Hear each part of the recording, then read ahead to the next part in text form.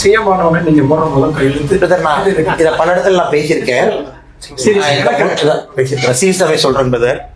எனக்கு இந்த முதல் கையெழுத்து அப்படிங்கிறதுல நம்பிக்கை இல்லைங்க பிரதர். ஏன் நம்பிக்கை இல்லைன்னா, இன்னைக்கு நீங்க யாருமே ஒரு டெசிஷன்னால இங்க இல்லை, மல்டிபிள் டெசிஷன்னால இங்க இருக்கீங்க. இப்ப நீங்க ஃபர்ஸ்ட் கையெழுத்துனா டாஸ்மார்க்கை மூடுறதா, விவசாயிகளை மேம்படுத்துறதா, ஸ்கூலை அடுத்த கட்டத்துக்கு கொண்டு போறதா, உமன் சேஃப்டிக்கு முக்கியத்துவம் கொடுக்கறதா, நீர் மேலாண்மையை உயர்த்துறதா, நீங்க பாத்தீங்கன்னா every thing is inter connected. So அதனால எல்லாத்துக்கும் நான் சொல்றதுங்க 5 year. ஏன்னா 5 yearன்னு மைண்ட் செட் வந்தா தான் இன்னைக்கு எப்படி நாங்க இந்த ஃபர்ஸ்ட் நாள் கையெழுத்து, செகண்ட் நாள் கையெழுத்து எல்லாமே இன்ஸ்டாகிராம் ரீலுக்கான கையெழுத்தா மாறிடும். ஒரு கையெழுத்து போட்டால் உலகம் மாறிடும்.